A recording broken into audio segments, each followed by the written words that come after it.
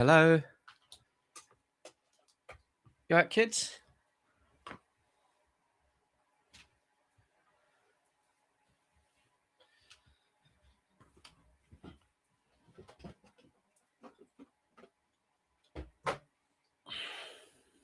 Buongiorno, buongiorno.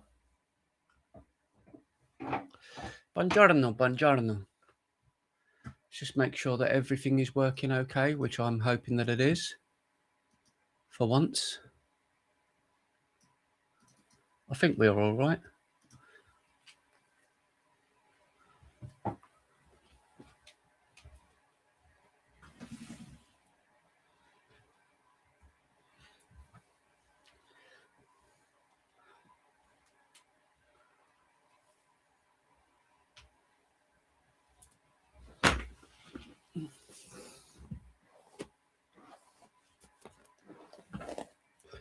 Let's just double check some bits. Make sure we're all right.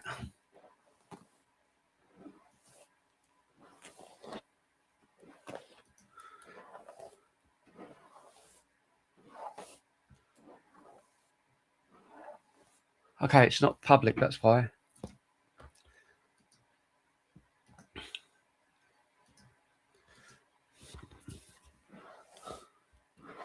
Right, fingers crossed it'll be working now. I did it on private. Silly sausage. He's a silly sausage.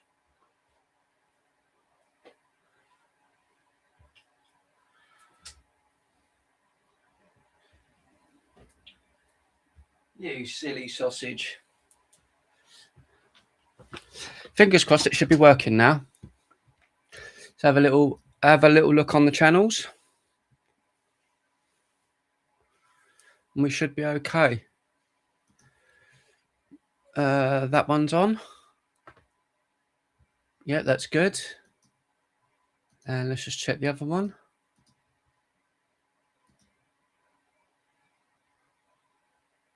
And this should be okay. Hello. No, both are on now. Yeah, they're both working. Fantastic. We'll just move that there. Yeah, you are early, Scotland. I'm late. Not as in late as in I'm pregnant, although with my long hair I could be. Hi, boys. Right.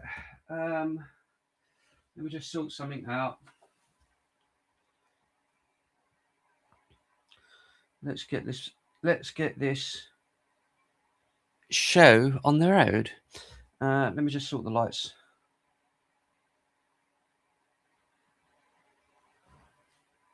Please come on. Thank you. Let's get these on. Fingers crossed it's going to work. Just say yes, it's going to work. Right, it has worked. Flipping heck. We good? Right. So, why am I late? I know, it's part of the plan. It's part of what we do. It's not, is it? Yeah, thanks, Ben.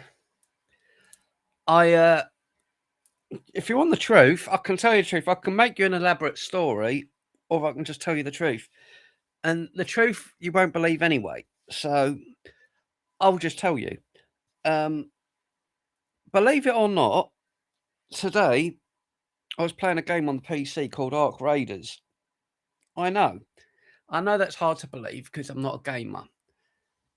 However, it got to about 4 o'clock and I thought, I should have some food. And I had some food. I didn't have much. What did I have?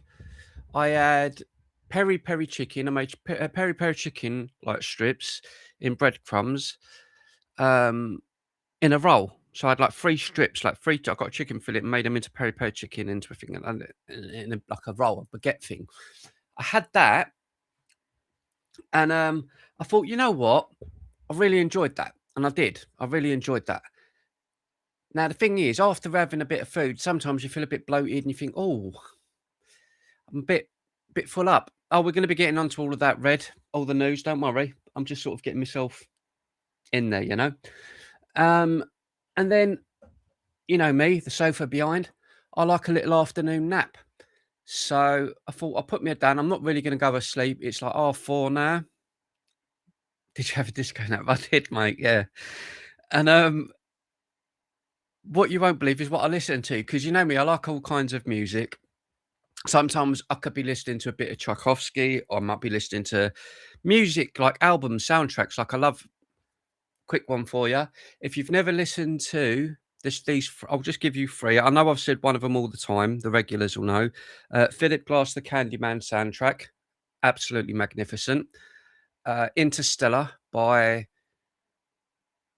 Hans Zimmer. But I didn't have any of those on. I'm just mentioning what I'd normally listen to. And I thought, well, I'm going to go to my playlist, because I've got a playlist on YouTube of music videos that I just have on, like my chill out, my sleep thing. And believe it or not, it's Japanese music, and it's cover songs of classic 80s records. So it might be Careless Whisper by George Michael, but it's by some random woman in Japan that done a version at the same time. Or it'll be the Pet Shop Boys, Love Comes Quickly, which is a great record. Then it's a random Japanese girl or Korean girl singing a version in 1985, 86. And I have that on, and it helps me chill out. Ben is saying yawn. Well, if you're a bit tired, mate, have a bit of a nap. I know at your age, sometimes, you know, in the afternoon, men your age do need a nap. So, not me. Not me. Right. So let's get into it, boys and girls. Let's get into a bit of the action, as they say. First up, we're going to get into this news about the Defence Secretary resigning after the PMQs yesterday, where they, or Starmer, said they're not going to be giving more money to the defence. Mishima, Scotland, you little animal, you. That is one heck of an album. And the theme song of Mishima was actually used in Thingy, wasn't it, as well? It was used in, what's that other movie with Jim Carrey? Jim Carrey. The theme song from Mishima was in the one where he's trapped in the TV program, where he escapes at the end. The song's used then. That's the same theme song from Mishima. Anyway, so I'll be asleep in a minute, that's for certain. Well, Ben, now you know what it's like when I have to play with you. It's tiring, Ben. It is tiring. Right, let's get us up and running. We're going to get into this. As I say, the Defence Secretary has resigned after yesterday's PMQs, where they said, or Labour said, they don't need to give any money just yet, and everything's going to be fine, and everything's okay. Clearly, it wasn't. So we're going to find out exactly what happened today, and then we'll get into other news and whatever you lot want to cover. So, hello, Jane. How you doing? Hello, MSS. Hello, Nikki, you gorgeous woman. Ben, you can kiss me arse. But everyone else, let's get into it. We've just had reaction from the leader of the Conservative Party, Kemi Badenoch, following the former Defence Secretary John Healey's resignation. Let's listen in. Kemi Badenoch, John Healey has resigned. Are you surprised? I am not surprised. John Healey has done the honourable thing. Yesterday, I raised the issue of the Defence Investment Plan, and the Prime Minister exposed the fact that he was not going to put money into defence to the amount that was required. And I'm sure John Healey sat there listening to the Prime Minister tell me that he was increasing defence funding when he is not. He has done the honourable thing and resigned. I am glad that he agrees with me that we need to put more money into defence, but what is shocking is what he's written in his letter, where he says that the Prime Minister is making the country less safe and putting our troops at risk at a time of increasing threats. Well, now that she's just mentioned a letter from John Healey, I wonder if that letter is on social media. Let's see if that's been posted. John Healey. Whoa, John.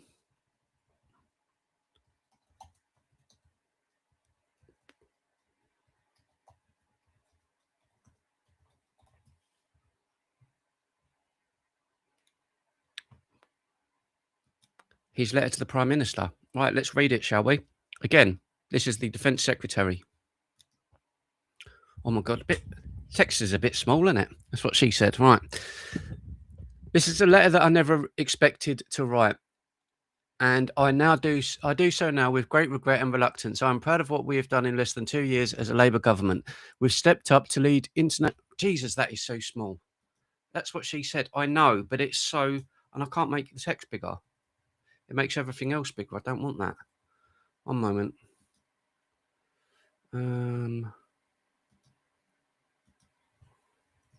There we go. There we go. Is that better? All right, here we go. This is a letter I never expected to write, and I do so now with great regret and reluctance. I am proud of what we have done in less than 2 years as a Labour government. We've stepped up to lead internationally for Ukraine with the coalition of the Willing and Ukraine Defence Contact Group, established Britain as a leading voice in Europe and NATO, raised defence investment to 2.5% GDP 3 years earlier than anyone expected, launched the deepest defence reforms in 50 years, won the biggest UK defence export deals for decades, published a first of its kind strategic defence review, gave our armed forces the biggest pay rise in nearly 20 years, boosted military morale, fixed over 1,200 of the worst forces, family homes, reset relations with European allies, and signed major defence agreements with Germany, Norway, and France. You have led this as PM, earning wide respect at home and abroad. Like me, I know you're exceptionally proud of our forces and all of those who work in the UK defence. We came into government recognising Britain faced a new era of threat which demanded a new era of defence. The SDR we jointly commissioned to set the 10-year vision to transform our armed forces, strengthen alliances, invest in the technology, and that is changing warfare and back British industry, bringing back British industry to make defence an engine for growth. This new area for defence required further investment through the Defence Investment Plan. The excellent and extensive cross-government work that completely in January, overseen by you, me, and the Chancellor, confirmed the scale of the challenge and the rise in demands on defence. Since then, you've been unable, and the Treasury has been unwilling to commit the resources that the nation needs to defend the country at this time of rising threats. That's not good. Since then, the demands on defence have increased still further as the UK commitments you have rightly made to allies conflict in the Middle East, with the UK now leading the multinational Strait of Hormuz military mission, high North security, with the UK now leading NATO's Arctic Sentry mission, increased Russian activity towards the UK and NATO nations, and increased attacks in Ukraine, with the Paris Agreement confirming a British deployment to Ukraine after a ceasefire. We have worked to secure a defence investment plan that does two things. First, deal with the increasing operational demands on defence, and now step up to the SDR actions to meet the increasing threat. Second, set out a clear path to meet the NATO commitments you agreed to spend 3.5 GDP in 2035, which you won't be, through the next spending review. Now let's get to the next bit. As we've regularly discussed, I'm certain that a headmark date for 3% of GDP defence in 2030 is what Britain must set. This commitment would have strong cross-party support. Other European allies are stepping up in this way. I know how hard you have worked to get to this point in funding the DIP. I fully recognise the strain this places on colleagues in other departments, both now as you have required spending switched into defence and in the future. I am fully grateful to those colleagues who have supported this and appreciate how difficult the choices have been. As I've outlined to you, there have been credible ways of meeting the midterm funding challenges, working multinational and as other European nations are doing to allow us to allow us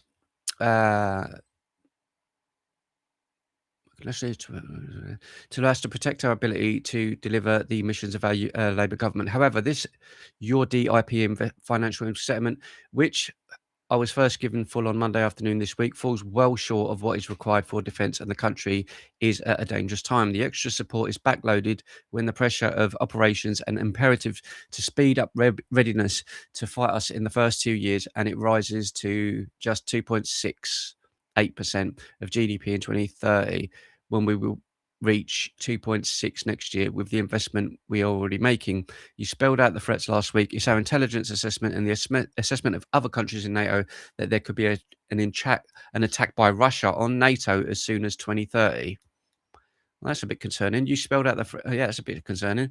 You know that what defence needs. You made the argument for this powerfully in your speech at the Munich Security Conference back in February. Without a DIP that meets the moment in this way, I am being forced to make decisions that would reduce the readiness of our forces and increase the risk to personnel in operations, and could make the country less safe. After explaining this to you, that I would not be able to accept a DIP settlement that does not give our forces the resources they need, I now have no other option than to submit my resignation as your Defence Secretary. I wish you all the continuing strength and exceptional challenge you face as Prime Minister. So he's left. So that kind of that goes back on all of that Starmer was saying yesterday in Parliament, that, you know, everything's under control, and, you know, hello Babs for UK, Justice for Wayne, hello Jason, Stone Brits, Stone to Bits. Yeah, let's just continue on. So that's the Defence Secretary's letter, and he's saying that it's going to be less safe in the UK. He said that the increase so amounted to 0.08% of GDP compared to the current investment plans. I mean, we knew the situation was tight, but does that level of increase surprise you, how small it is? I was shocked that the Prime Minister was putting so little money into defence after the Strategic Defence Review last year explained that we needed about 28 billion. That was before the war in Iran started. They are spending all of their money on welfare, all of our money, I should say. This Labour government is only interested in spending money on welfare. We need to take the money out of welfare and put it into funding our defence. That is why the Defence Secretary has now resigned, because he knows that this is true. What should the Prime Minister do now? The Prime Minister should stop increasing welfare spending. He has got a welfare plan to 2031 where we're expected to be spending £200 billion. He does not have a defence investment plan. I asked him yesterday at Prime Minister's questions, and he pretended that he was funding the defence investment plan in the way that the armed forces require. He is not. He is putting in less than half of the minimum required, and that is why the Defence Secretary has resigned. We have a plan to put more money into defence. I have offered to work with the Prime Minister to get our country into a safer place. He is more interested in saving his job and looking after the Labour Party than putting the national interest first. With everything else that's happened in the last month or two, is it possible that Keir Starmer could now be the person that actually sees through a meaningful defence investment, or does this speak to his own job? Keir Starmer's premiership is falling apart. His health secretary resigned 2 weeks ago. His defence secretary has resigned at a critical time when we are facing global threats. And he is doing so because the Prime Minister is trying to please his backbenchers by putting money into welfare instead of defence. We need to start funding defence. We need to get... So basically, the government's not putting money in defence. The Defence Secretary has said, well, this is too risky, I'm out. Doesn't sound too bloody good, does it? Considering, as I say, Starmer was in Parliament yesterday saying they're going to release the plan for what they're doing and everything's going to be okay. It doesn't sound like everything's going too well in the House of Labour. Now, the funniest thing on top of all this, and there's proof, look, my watch list, I told you I was listening to Japanese music. Told you. So that doesn't look too good for Keir Starmer, does it? It really, really doesn't. So let's see. Oh, look at this. There is anger. Smuggling gangs offering entry to the UK and flights to Dublin. Well, this sounds interesting. Let's see what this is all about. Let us all know what you think, by the way. Peter Barnes is with us, political strategist and all-round insightful good bloke. How are you, Peter? I'm all right. That's what it says here, anyway. It is very, very busy today. It is. It's just got busy But as well. we'll come on to the Keir Starmer's governments falling apart around him almost by the hour as well. Just on this point of immigration. Yeah. Look, it's never fully gone away. We always talk about immigration in varying ways, but there were pockets of time in our life. Great point there from Jason. Says 19th Minister to resign, and hello, so sad to see so much instability in Labour. I think it's sad, and it's on Conservatives as well. Over the last 15 years or 14 years they were in power, but something needs to be done. And again, I can't blame it all on immigration. You can't blame all of it on immigration, but it just shows you the destruction and instability that's been going on in the United Kingdom over the last couple of decades. Times where it didn't appear to be making headlines every day. It wasn't debated all the time, but we've now reached a kind of is it fair to say a pivotal point? I somewhat call it the zero sum point, because it's not that we didn't talk about it, we didn't know about it. A lot of this information, for example, was kept from the public. That's the anger. That's where that's come from, is that You know, we were told everything is fine, don't worry about it. The next thing you know, we've got super injunctions, we've got, you know, ministers being very casual with statistics. We don't keep some of the statistics in one simple place deliberately to make it harder to find. You then have the fact that anybody who dares pop their head above the parapet gets shot down straight away. So, you know, it has, these issues have always been there. This anger and the statistics behind it, which make it undeniable. That's why you're seeing the other side of the argument, the kind of, you know, everybody come on inside, has lost their minds and has doubled down on their positions because they're now having to defend themselves and they're not on the attack. And when you get revelations, I mean, this fast track system that came in under Rishi Sunak. Now, it wasn't a secret, but it just wasn't talked about. But now it's being talked about, and you see this particular case. Obviously, I know there's always a danger of putting 2 and 2 together and making 503. There are dangers, but there are some irredeemables on this. You know, this system was clearly responsible for allowing lots of people. We don't have the numbers to just hop over a border. No one really.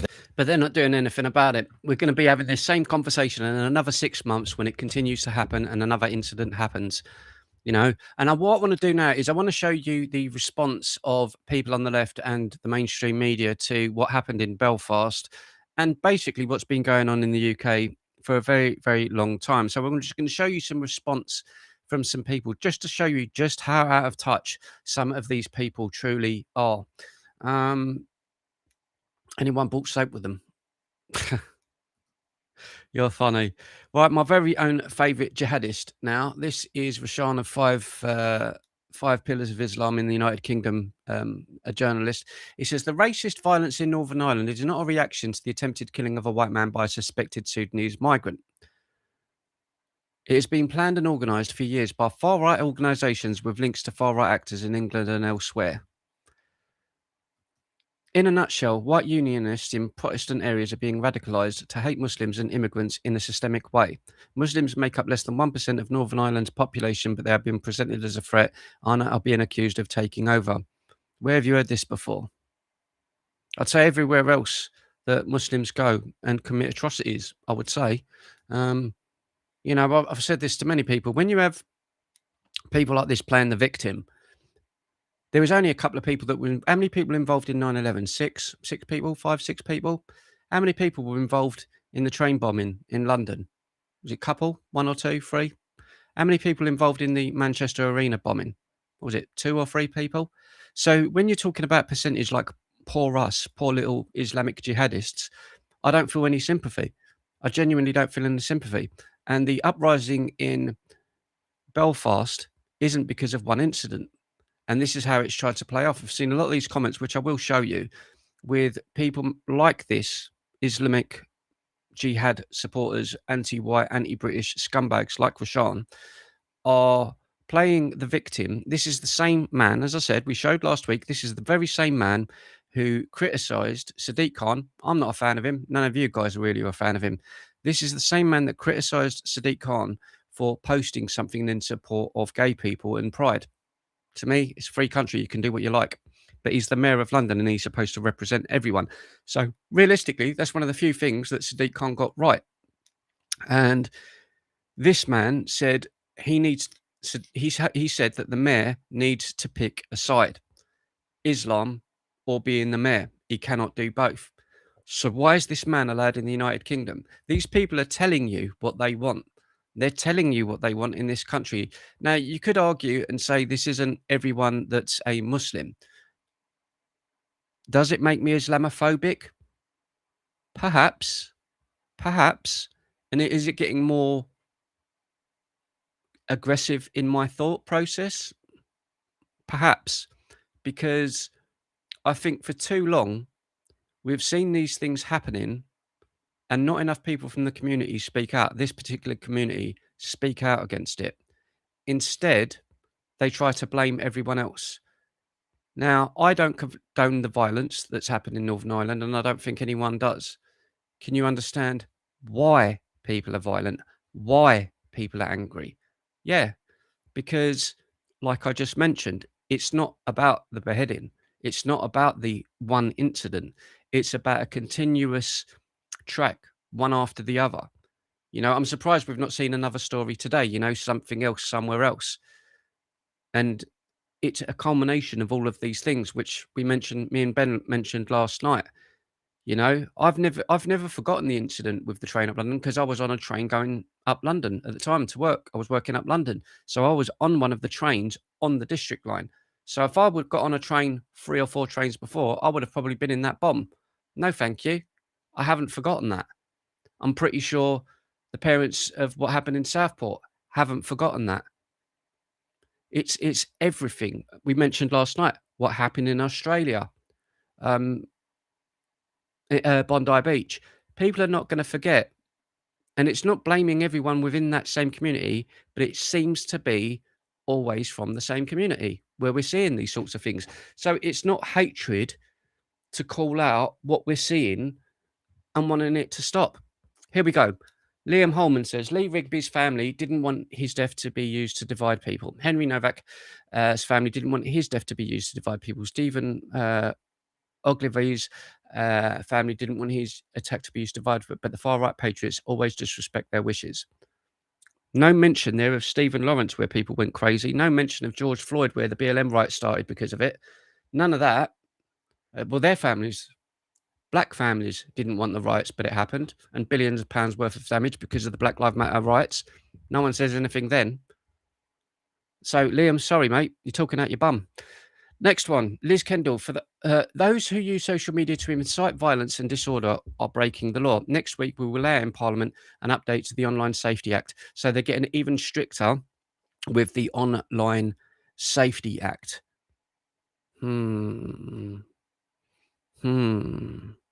So basically what that means is those who use social media to incite violence, well, they're going to try and push what Farage said. You should be hateful or you should be enraged by what's happening. That's not inciting violence. It's just saying how people should feel, because look at what's going on in the country. You know, it's bizarre how these people behave. It really is. Right, let's see. What else have we got? What else have we got? I wanted to share this with you guys. Now, this I've paused. It's about a guy living in England where he's obviously a Muslim guy and he comes out to his parents as gay. So let's see. I saw a clip and I was like, oh, this would be good for the show. So let's see what happened. Okay, so the truth is that I'm gay and I like boys. Really? Yeah. Why are you pulling that face? Oh my god, Jaffer. What? Oh. What? Don't make me upset. Now you're gonna make me upset. I am very upset about it. Why? Why? I am very upset. Now you've made me upset. Yeah, but anyway. I can't accept this. You have to. Right, so this is a Muslim. Yeah, well, she didn't get. I know. I could mock him. Oh, darling. Oh, mummy, I'm gay. Like, who? You know what I mean? Who cares? Good for him. Like, if he's gay, whatever makes him happy, mate. I don't care. But what did you think was going to happen? What did you think was going to happen, and why would you film this for social media? Maybe it's a good thing to show how people are treated. Maybe. Okay, so the truth is that I'm gay and I like boys. Oh.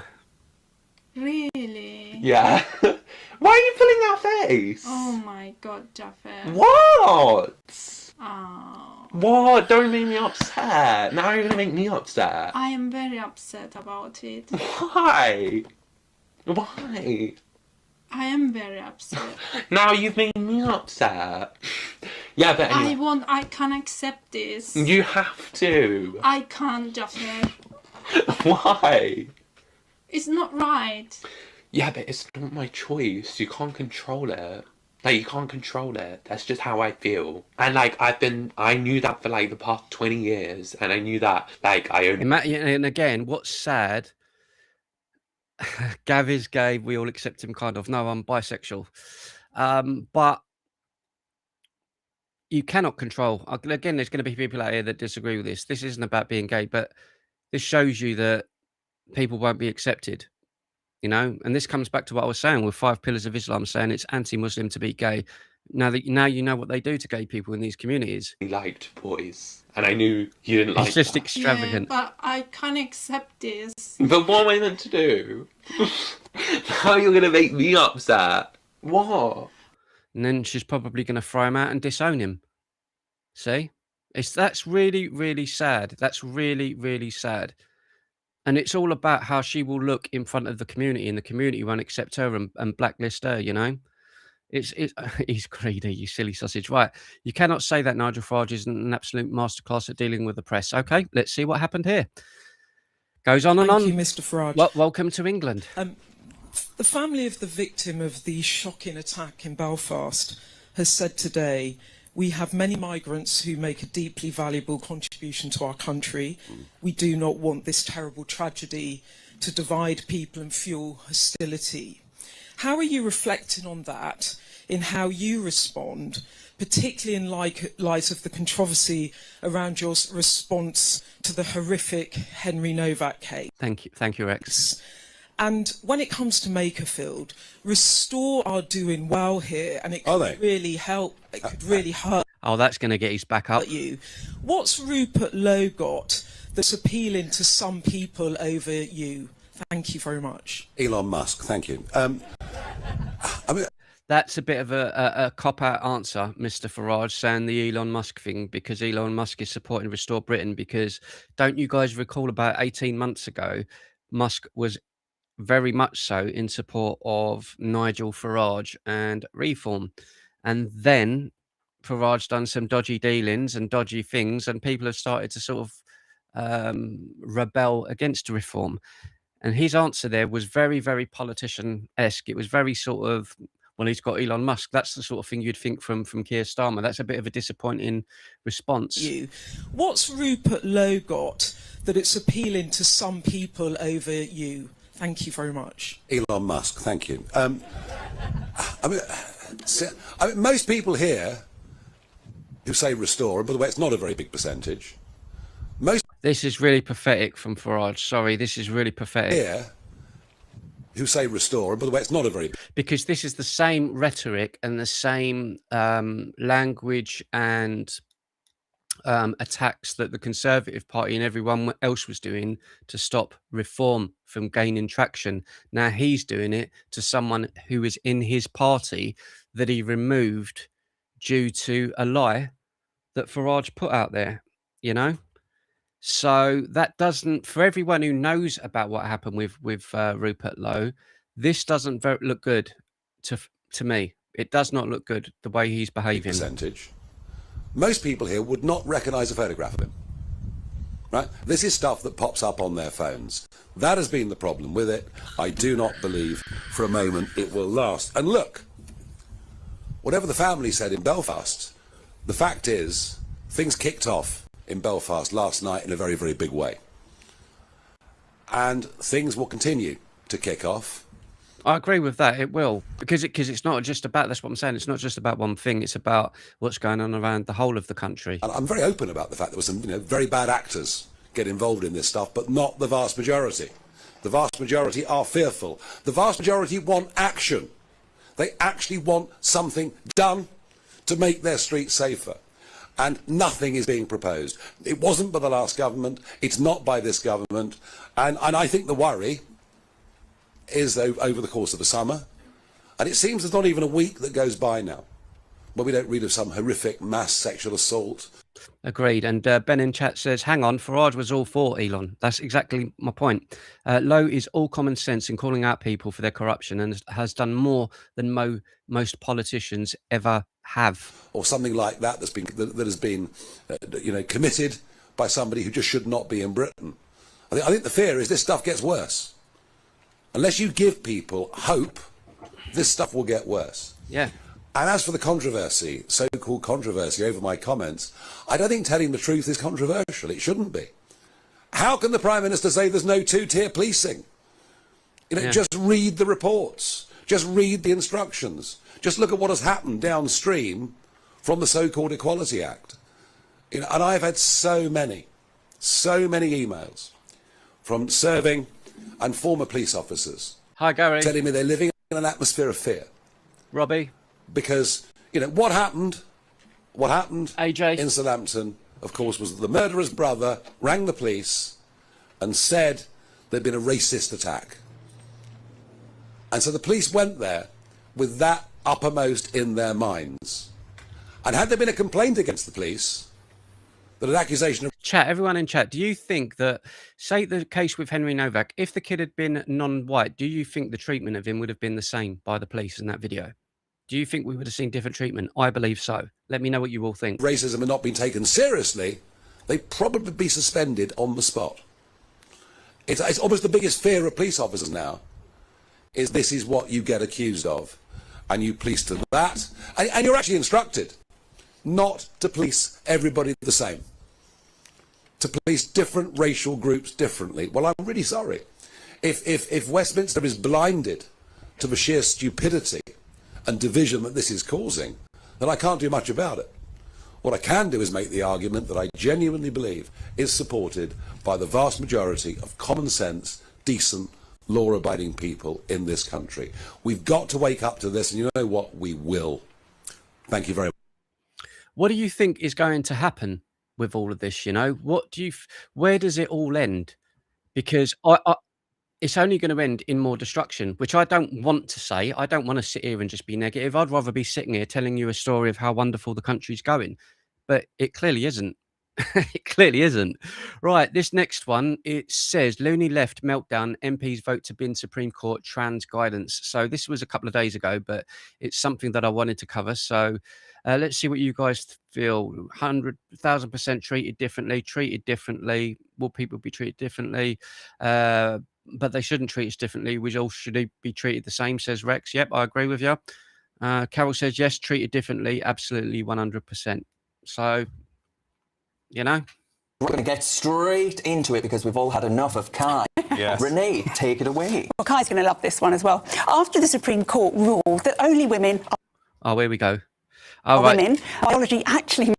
So this is going to be another argument and debate on trans ideology. And does biology count? matters. Labour finally published the trans guidance. You know, blokes with male bits stay out of women's spaces. It's as simple as that, groundbreaking. But wait, the loony left can't cope. They're in meltdown. Hard left Corbynista Nadia Whitcomb has tabled an early day motion to bin the whole thing. Signed by 70 deranged MPs, 33 of them Labour, 29 of them Lib Dems. The usual rainbow suspects on the end. Who would have known?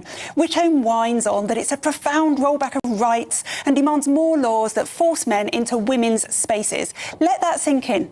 I don't know why we're still having this conversation about this. Women deserve their own space. These clowns want to screw over 51 of the population, actual women, to pander to what they say is a minute 0.5% of confused men in dresses who demand access to our toilets, our changing rooms and our sports.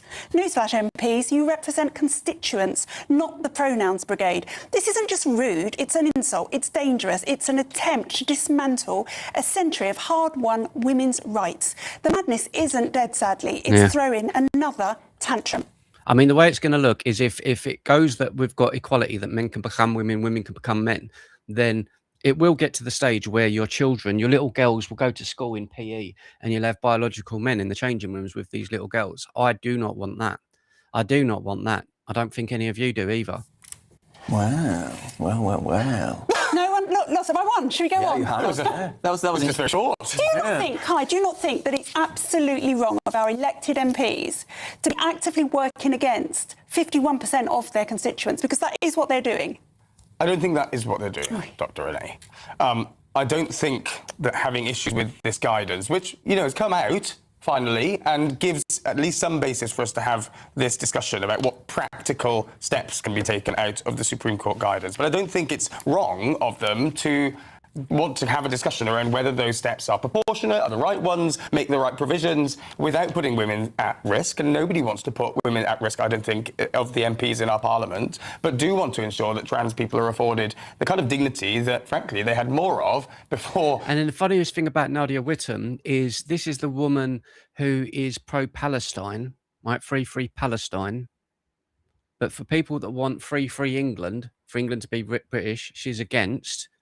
She's a Muslim woman, so she's against gay people, but she's pushing for trans people to have spaces in women's bathrooms, even though she's against it. Like, the whole thing is, it's just a complete contradiction. The whole thing. This whole debate about toilets kicked off. The ruling itself, the guidance itself says it's very unlikely to be proportionate to put a trans person in a position where there's no service they're allowed to use safely. And the chair herself of the AHRC has said we have to have a common sense approach because, you know, nobody previously was policing who can go into toilets. Well, you didn't have to because people... No, you didn't have to because you know what a man is and you know what a woman is. Someone with a beard like me walks into a woman's bathroom and says I'm a woman. Well... did what they were meant to do. Can I give you a ridiculous situation and ask you to justify it to me? Fine. Hampstead ponds. There's a man's pond, there's a mixed pond, and there's a woman's pond that can now be used by men as well. Justify that to me. Justify to me why the trans people can't use the mixed pond. We're living in a time of... That's fair enough. Yeah, mixed. Yeah. But again, it comes down to funding and money because the whole argument I've got for all of this, I don't know what the answer is for the trans community and people like this, but... well, I don't think they... I don't know what the answer is because I don't want to be discriminating against people because people are how they are. I don't care how, you know what I mean? If you want to be Batman, that's up to you, mate. I think the problem is we've got 1 million restaurants in the United Kingdom. Does that mean every single restaurant's got to put a brand new toilet in and install it for the 1% that, less than 1% that might attend your restaurant in a year? It's not going to happen. It's not going to happen. I don't know what the answer is. I think really broadly, if, for instance, a trans woman has gone through the medical procedure or is partway through it, considering the fact that there's huge delays to gender-affirming surgery, as we know. There shouldn't be gender-affirming surgery. Well, that's a view. Considering that there is delays, and so people are by and large much earlier on that journey, I think there should be some way that people who identify as trans women could be able to use the women's pond. No, they shouldn't be allowed. Because trans women are often, you know, more at risk of being abused or of violence. But I don't. In the nicest way possible. It's not women's problem. If I was to become a woman, it's not a woman's. My own direction in life and what I am and the path that I take, that's not a woman's problem.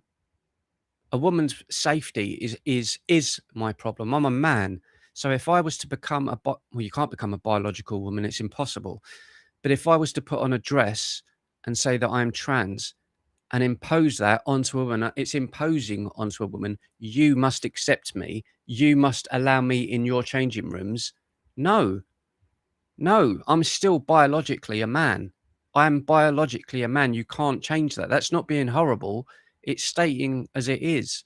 Now, there's loads of people in the community that are transgender. You've got, let's look at some famous ones. The one who I fancy a little bit, I do fancy a bit, Blair White, who's an American. I think Blair White's a bit gorgeous, to be honest, and it's a dude. But Blair White's an attractive trans woman, is an attractive person.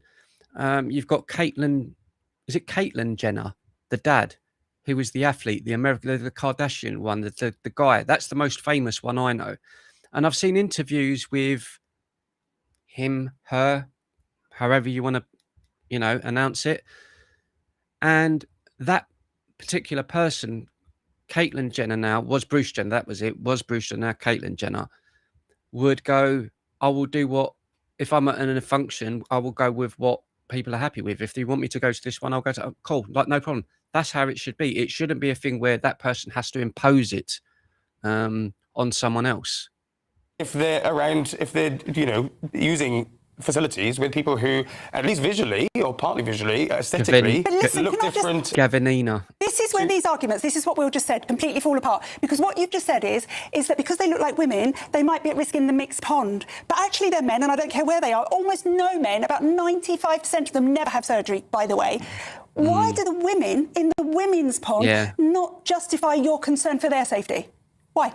Sorry, well, I obviously do, but I don't think that. I think I fundamentally disagree that a trans woman is a huge risk to women's safety. That's really, really pathetic thing to say, that it's not a risk to women's safety because it's a biological man. It doesn't matter how you look at it. They may be lovely people. They may be, 99% of these people may be lovely people, but you should still not be putting women at risk. You shouldn't still be putting people at risk. It's this inclusive thing that we've got in this country of this politics that it's the same thing that's led us to the discussion around the Kirpan knife. We're trying to accommodate everyone and tick everyone's single boxes, and everyone that gets left out is people that live a Western way of life, a Western way of our culture. English people cannot carry a knife. Sikh people can carry a knife. Men and women have their own bathrooms. Now transgenders want to say, no, you need to all change your culture and your way of life. You all need to change to suit this less than 1%. We're bending the knee way too much in this country. Way too much in this country. I don't even mean this to sound horrible. I don't mean this to sound disrespectful. But as far as I know, every concert hall, like Wembley Stadium, Wembley Arena, the O2, Hammersmith, most restaurants, airports, you have men's, women, and you have like the changing rooms for babies' changing rooms, the disabled toilets, the bigger toilets. That could be used for the transgender people because it's a different thing. It's not men, it's not women, it's for either a disabled person or a different, other. Use those bathrooms. I don't believe that you should be able to force women to accept biological men in their space. I do not think that that's right. I think there are always men who will try to use any excuse that they can to put women's safety at risk. And I don't think this goes any further to stop it. What if a woman in the women's changing room doesn't want to change in front of someone who under their dress is a man? What about that woman? Well, where are her rights? Well, I think that matters. And I think that what this that does matter. And what I think this guidance hopefully begins to solve is how you can ensure that nobody feels unsafe. But there are still facilities where, for instance, toilets, right? Ideal, it'd be great if there was just cubicles, like there are here in GB News, where you can go to whichever cubicle you want. No, but I don't agree with that either. I don't believe that men, it's still a private thing, isn't it? It's still a private thing because if, for example, I was a predator towards women and there's a cubicle in a workspace in a building, let's just say it's in Canary Wharf in London, working in Barclays Bank, and you've got 50 floors and you've got a unisex bathroom and I'm watching a woman that I like and I'm a creep, then I know when she's in there and no one else has been in there, I know that I can physically go in there and assault her and it's going to be her word against mine. That should not be allowed. The minute I walk into that bathroom with a woman's spot on where she is, that's personal. That's personal. And I don't think that should ever be changed. Perfectly safe in there. But that is separated. Yeah. It's men and women. Yeah, but there's no functional difference. But there's no functional difference between them, Darren. No, John Pollock, but I like to use these things and put myself in the firing line because it doesn't really matter. If you want to sort of manipulate that because it's social media and I'm on here doing this, John Pollock, then if you were a pedophile, yeah, great, you're so smart, mate. That was just because there was some ridiculous drive to spend... There are sanitary products. There are sanitary products in the women's. Right, and did anybody notice when I used the women's toilets in there the other day? Well, no, but I... Because obviously they're just in the same room. But anyway, this is the left, and there was a brilliant article in Labour Heartlands actually last week about you are trying to keep us focused on toilets deliberately. No, but it's how people are on social media, John, isn't it? It's how people get. So that you can say, look, come on, you're being unreasonable, there's cubicles, you're being nasty, just let the trans women... I'd feel uncomfortable. I would feel uncomfortable if I walked into a bathroom and I see two ladies in there. I can imagine it even being worse. Imagine me walking into a bathroom and two schoolgirls go in there. And there's two little schoolgirls going in there and I'm going to walk in and go to the toilet and there's two little girls there and I know her parents are outside. I would feel very, very uncomfortable with that. There's not many things that I feel uncomfortable. I'm like, I shouldn't bloody be in here. Like, I shouldn't be in here. This isn't right.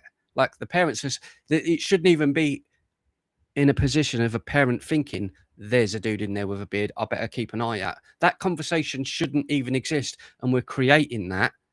We're creating that problem for parents. And it shouldn't exist. In toilets. It's not about toilets. This is about the underlying, behind the toilets, ignore that, the underlying erasure of women and women's rights. We're not allowed to call ourselves mothers or women when it comes to pregnancy anymore. We are pregnant people. We are chest feeders. No, you are. You're women. You're pregnant women. It's not pregnant people. You're pregnant women. There's no such thing as a pregnant person. That doesn't exist. doesn't exist. It's a woman. Only a woman can give birth. Men cannot give birth. It's impossible. We have cervixes instead of being called women for a smear. That is the erasure of women. Yeah, and I don't think that's right. But I think, you know, actually, I think that there has to be a way to safeguard both the safety, but also, to your point, the dignity of women who are born I just want to, I've been desperate to make... I know he's trying to play. I don't think he's a bad-hearted person, this guy. I don't agree with him, but I don't think he's a bad-hearted person. I think he's doing what I do, where he's trying to say, look, I agree that women need to have the thing, but I'm not going to shut the door on everyone else who's in that community, because there's still people. Like, I don't have to agree with someone being transgender. I think if you're going to go and get your nuts chopped off, I think you're crazy. I would say it takes a lot of balls, but then you don't have any, do you? But I do feel sympathy for that. There are the cases where I do believe people are like that. Like I said, Blair White, Caitlyn Jenner, people that want to come out and do that. Like, if that's how they are, that's how they are. There was the boxing promoter that's like that. Whatever, man. If it makes them happy, it makes them happy. As long as it doesn't impose that you have to change your way of life to suit me. I don't care what anyone is. As I say, you could have a new thing where someone comes out as a flipping comic book character and all of a sudden I'm Batman. Okay, I'm Batman. You have to accept me that I'm Batman. Okay, mate, you're Batman. It doesn't affect me. It does not have any effect on my life whatsoever. Someone being gay or lesbian has absolutely no impact on my life. If you want to be a dude that's with dudes, mate, you're happy, I'm happy. Good for you, mate. But it doesn't mean that two gay men have got to come into my bedroom and have sex in front of me, does it? No. They do it in their own place and mind their own business. No one's got a problem with it. But if you're trying to impose that biological men can go and undress in front of biological women, no. This point, I'm desperate to make this point, so I am going to abuse the position of chair.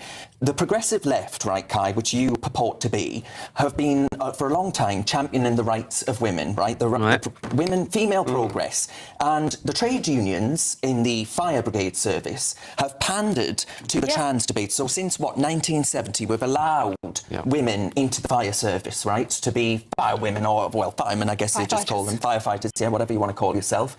Fire they, them, maybe. But they've been allowed in. Now, their rights and their access to single-sex spaces when they get changed or whatever else are being eroded by a trade union that's suggesting that it'll be a good thing if they allow men to get changed in there with them. You can see where the progress that's been made as far as female safety is concerned is being eroded by, frankly, nefarious men who want to access women's spaces. I just do not believe that is anything to do with the trans debate. I'm being... Well, it is, because we saw it in Scotland, wasn't it, last year, where someone who was a man, a biological man, become a woman, they, as a man, sexually assaulted women. So as a biological man, assaulted women. When they was arrested, they said, I'm transgender, then went to court dressed as a woman and was put in a female prison. And they put them in a women's prison. So a man who assaults women, dressed up as a woman, said they were trans. Great. You've literally just given them a gold mine of assault, and it was resolved and the person was removed. But that's how crazy this is getting. And the one that I always go back to, when you have this debate about men and women, and I know this is a bit disrespectful for those that are transgender, but this is genuinely how I look at it in an everyday issue and in an everyday life. Hypothetical once again. Let's say that I'm a transgender person and I put on a dress, but I keep my beard, right? And I have breast implants. So you see breasts. And then society changes and accepts me as that. That's a woman. This person here with a beard, it's a woman, right? I go and rob somewhere, right? Assault someone and rob somewhere. And I run out down the road and I run along. And then the police are chasing me and they say the bank's been robbed and it was done by a woman. Most people that visually look at me and I've got a coat on, whether I've got breast implants or whatever, is going to see a man with a beard. And they say, it's that transgender. It's a woman. They're going to walk up and go, which way did they go? They go, well, I don't know, because was that a man? Was that a woman? I don't know. I don't know. Crimes can be committed. Look at a passport. The crime was committed by a biological man, but my passport now says that I'm a woman, so it couldn't have been me. Look, it says it there. We've changed it. I'm a woman now, so it couldn't have been me. You see what I mean? It opens the door to so many problems. I'll be honest.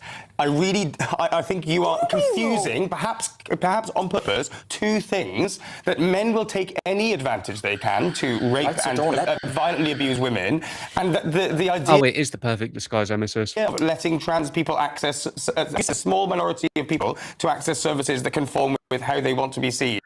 Claire, I don't actually know. Since supposed to be moved to a male prison, that's it. The goat. Yeah, do you remember it, don't you? Can everyone say happy birthday to Spartan in chat? It's Spartan, one of the viewers who's always with us. It's Spartan's birthday today. So happy birthday to Spartan. Happy birthday. This is Sparta. So happy birthday to you.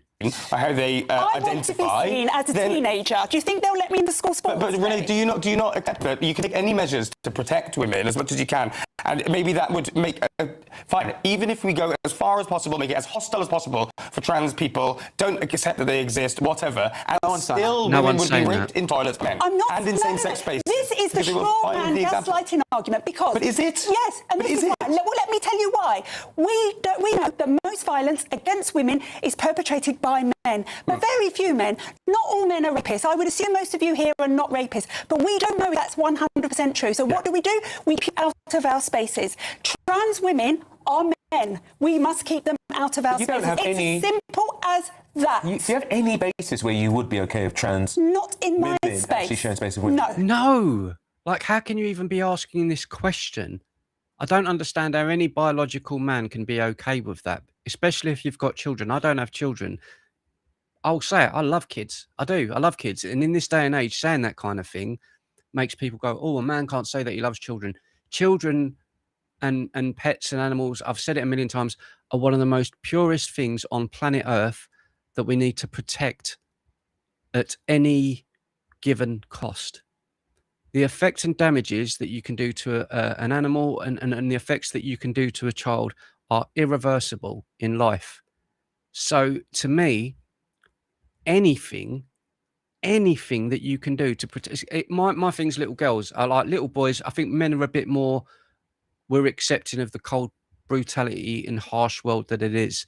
And young boys, you're always taught that the world is a fucking horrible place. We deal with bullies. We deal with that's life when men grow up. Ben went in the army. He's probably seen some shit none of us want to see. So I wouldn't want that on women. That's if a woman wants to make that choice, that's up to her. But I wouldn't want that on women. It's a man's prerogative and nature to be protective of women. We're born that way. It's not a choice. It's not something I can just turn off like a light switch.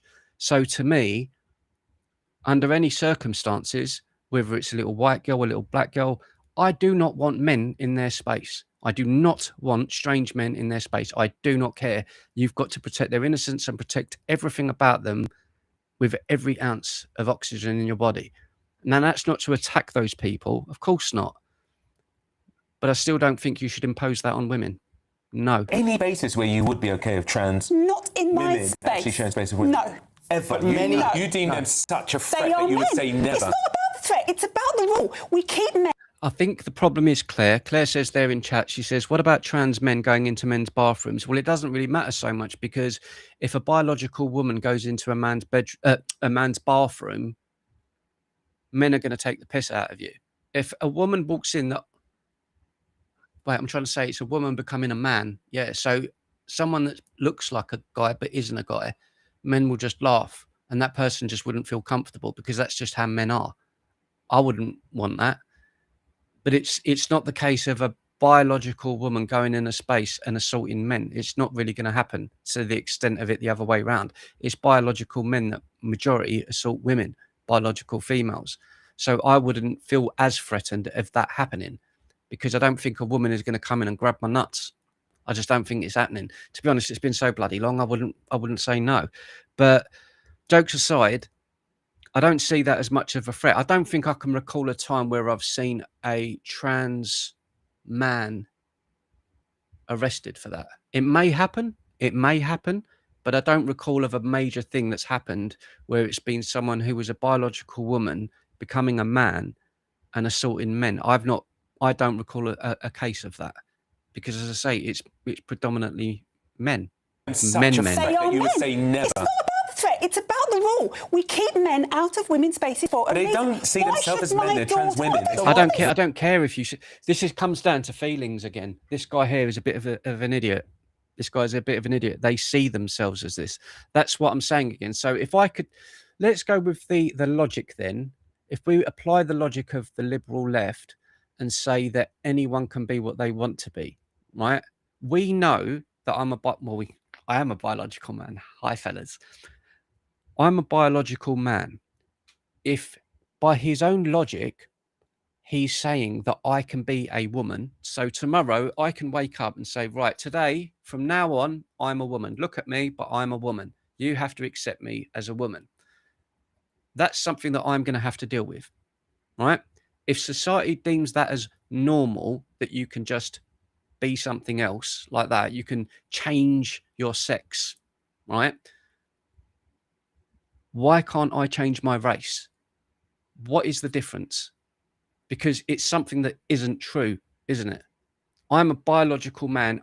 Even if I was and did have gender dysphoria, which I believe does exist, it is something that exists, but it's such a 0.006% of the world. It's such a small thing, or people that are born with 2 genitalia. It's such a small percentage where we've never really had the discussion. If it happens, I think it's tragic that someone's got to go through that mentally and physically. I think it's bloody sad if you're born that way. I think it's really, really sad. Now, if we accept it as the norm that everyone has to apply to that rule, then surely if reality does not count, because reality states that I'm a biological man, reality states that my DNA and chromosomes are different to that of a biological female. If we're saying that doesn't matter, none of that matters, yeah? Facts do not matter. Why can't I be black? What is the difference? Because that's not true. You can look at my skin. Look at me. I'm milky white. Look, milky white. But I'm not. I'm black. I'm black. So if I'm black, does that mean this gentleman, I would love to ask him on air and say, okay, I'm black and you're white. Because if we're saying that nothing matters, why can't we just change then? Because if he accepts that, that shows you just how crazy this discussion is. Because they'd be forced into a corner where they have to agree. Yes, you can be black. They have to agree, because you can't say, well, I'll discriminate against you. No, well, that's discrimination then, because I feel like I'm black. That's the path that we're going down. And then there'll be some people that would say, hang on, I think you're being stupid, Gav. You're going too far with this. You're going stupid. 20 years ago, we wouldn't have been having this conversation. It's like MSS says in chat, transvestites. There's always been transgender people. There's always been people that dressed up, cross-dressing. It's always been a thing. There was a famous director in Hollywood, Ed Wood, and there was a movie with Johnny Depp, one of my favourite films he ever done, actually. He was the B-movie horror director. There's always been transvestites. So what? Like, you do what you got to do. But they didn't impose it on people. You didn't impose it and say, right, you now have to let me in your space. No one else.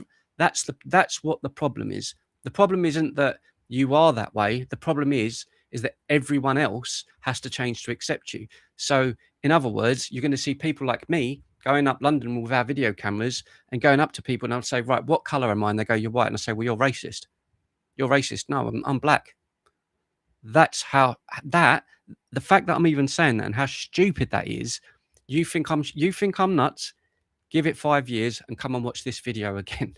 I'm telling you, that's going to be next. See themselves as. What if you saw yourself as a disabled athlete? Do you think they'd let you run in the Paralympics? If you see yourself as tomato, I'm not going to let you in my fruit bowl. Why is it different? Tell me why it's different. It's just so different. Tell me why it's There'll different. be lots of women who don't mind sharing their space with trans women. No, you're changing the subject. Yeah, but it's not. It's just different. Tell me why it's different. Because most trans women are causing no harm whatsoever to biological women. So you being in the Paralympics might not cause anyone harm, and you might feel much better about it. Why is it different? Because I would not be able to pass whatever rigorous things I would need to pass on to be citizen. And the other part, she's just nailed something as well. This was about 4 or 5 years ago. Do you remember when Jordan Peterson, science professor, whatever he was, the Professor Jordan Peterson, when all of this became a thing with him, and he was outside the universities, UCLA, and the transgender community attacked Jordan Peterson, which is how he become famous in the first place, because he said the same thing. If you're transgender, that's your thing. You cannot impose me that I need to think the same way as you. If you feel that way and that's how you're born and you believe that, that is on you. You do not have the right to come into my space and tell me that I need to think the same as you, because we're free thinking. Humans are free thinking. We think how we think. No one's going to think the same way. None of you are going to think the same. We've all got different ways that we deal with things. So what happens then if it does get accepted? This is another reason why on earth can't men just say that I'm a woman and become an NBA player? Because you could have a team full of biological men that say they're transgender, join the NBA or the football, and they would wipe out all of the teams. They'd wipe out all of the teams. Do it with the World Cup. The female England football team, get biological men to say that they're women and get 11 biological men in there. Just grow your hair, say you're a woman. Okay. They would win every game 10-15-0. And you go, well, that's not fair. We saw it with the boxing at the last Olympics when was it from Albania or Kazakhstan or wherever it was from, where the biological man was in the boxing. And I remember watching it and I'm like, I don't know if this person is a man or a woman. And it was the semi-finals of the Olympics. And who were they against?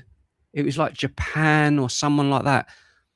And the biological man, hit the person once or twice in round one, and the trainer went, fuck that. No way. Because that biological woman would have, well, I wouldn't say she would have got brain damage, but this person was hitting as a biological man. And then you can say, well, okay, we've got to accept that person and say, well, that's a woman. If I hit a woman and a woman hits me, I'm going to hit harder. And I'm not a strong bloke. Look at me. I'm flimsy. I'm a bitch. But if I physically hit a woman, I'm going to hurt a woman. It isn't a matter of what you feel.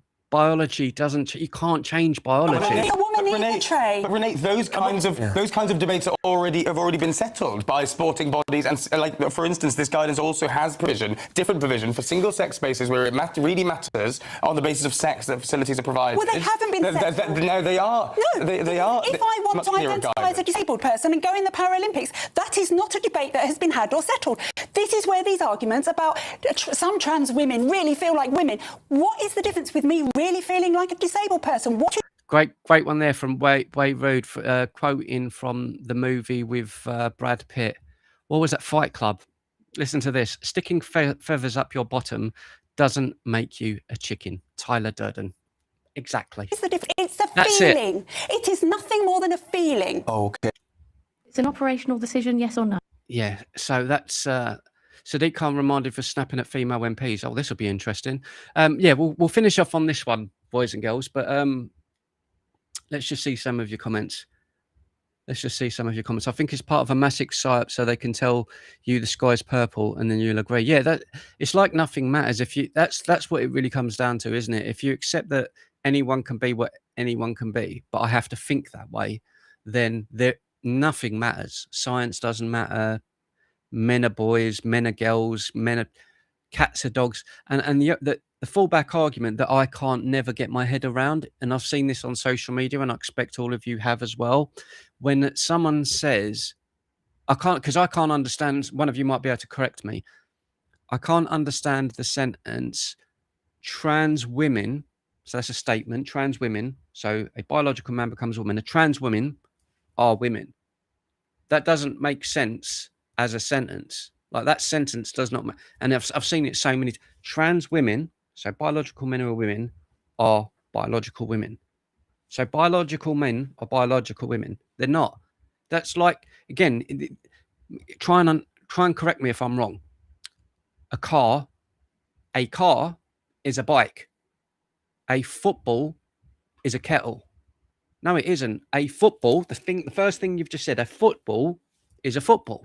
A trans woman is a trans woman. That's logic. It's not hate. That's not me speaking with a voice of hate. It's speaking with a voice of logic. A trans woman is a woman. No, a trans woman is a trans woman. I don't understand that argument, and that's what it all comes back to for me. Someone could try and explain that to me, because it doesn't make sense to me. You said it was an operational decision.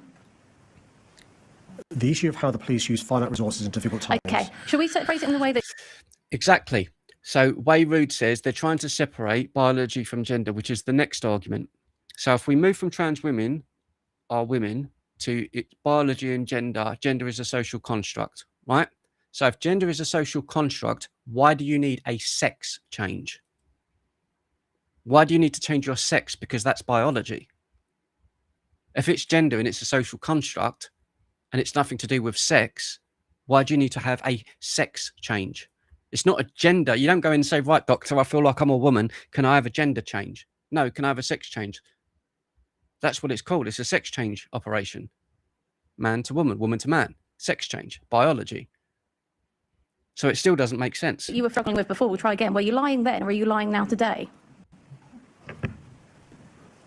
Well, Chair, I mean, I've answered the question no, you as haven't. I can, which is that issues in relation to the expenditure of money that go to policing are matters for which I need to take the advice and be cognizant of the advice of the Met Police Commissioner. So you do take, so it was a This is every woman's dream, isn't it, Sadiq Khan? What a guy. political decision, not an operational one.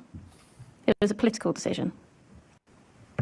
The decision to free up police officer hours, officer shifts, and to free up police officers was based upon the advice given by the Commissioner, based on his expertise. So why would you say in September it was an operational decision if it was your decision? Out of the operation, how many choices can you have? Yes, yeah. The decision in relation to how police resources are used are decisions for the Commissioner, who gives his advice and works with MOPAC in relation to those decisions. MOPAC and myself listen to the advice from the Commissioner when it comes to operational matters. The issue of resources, police officer resources, enabled team, officer shifts being used out in the community, based on the advice from the Commissioner to myself and the Deputy Mayor.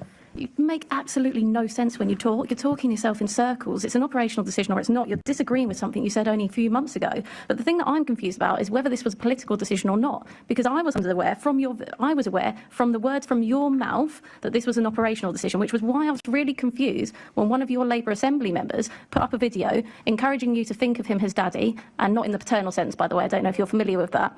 And can we just hear that again? What? Daddy? I was aware from the words from your mouth that this was an operational decision, which was why I was really confused when one of your Labour... Oh, by the way, don't forget, tomorrow night, we're doing a quiz night and a games night again. We used to do this last year when I started doing the news, and we've had a bit of a hiccup due to my mental health and everything.